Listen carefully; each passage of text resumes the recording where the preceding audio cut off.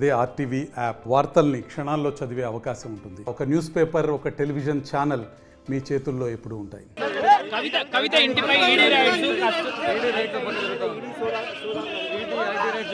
అది వాళ్ళకి కొత్త కాదు,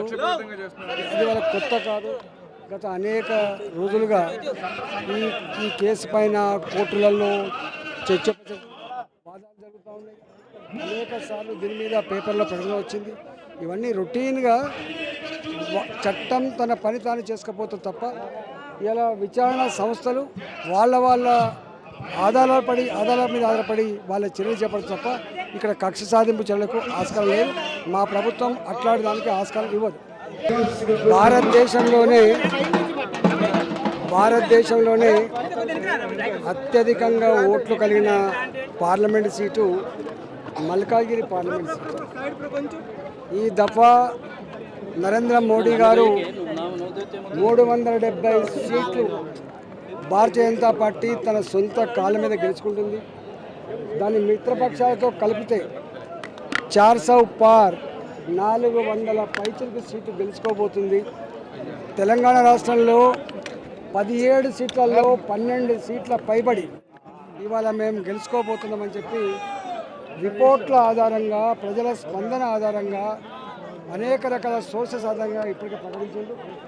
మల్కాజిగిరి పార్లమెంట్ స్థానంలో ఈ నియోజకవర్గాల్లో డిక్లేర్ చేసినప్పటి నుంచి పెద్ద ఎత్తున అపార్ట్మెంట్లలో, గేటెడ్ కమ్యూనిటీ హాళ్లలో, ఇవాళ ఐటీ ఉద్యోగులలో ప్రచారం మొదలైంది.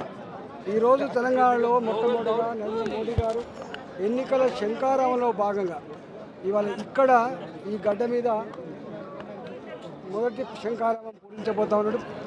ఈ నియోజకవర్గం అన్ని నియోజకవర్గాల ప్రజలకి, తెలంగాణ యావత్ ప్రజానికానికి ఒక సందేశం ఇచ్చేటువంటి ఆస్కారం ఉంది. కాబట్టి యావత్ తెలంగాణ ప్రజలందరూ కూడా నరేంద్ర మోడీ గారిని ఆశీర్వదించమని, 10 సంవత్సరాల పాలనకి మళ్ళీ పట్టం కట్టమని చెప్పి ఈ సందర్భంగా వేడుకుంటా ఉన్నా. ముమ్మాటికి ఈ నియోజకవర్గంలో ఏ పార్టీతో సంబంధం లేకుండా, జెండాలతో సంబంధం లేకుండా ఈ దఫా ఓటు మోడీ గారికే భారతీయ జనతా పార్టీ బాగా స్పష్టంగా కనబడుతుంది. మరిన్ని వీడియోస్ కోసం ఛానల్ ని సబ్స్క్రైబ్ చేయండి. లేటెస్ట్ అప్డేట్స్ కోసం వాట్సాప్ ఛానల్ ని ఫాలో చేయండి. అండ్ లింక్ డిస్క్రిప్షన్ లో ఉంది.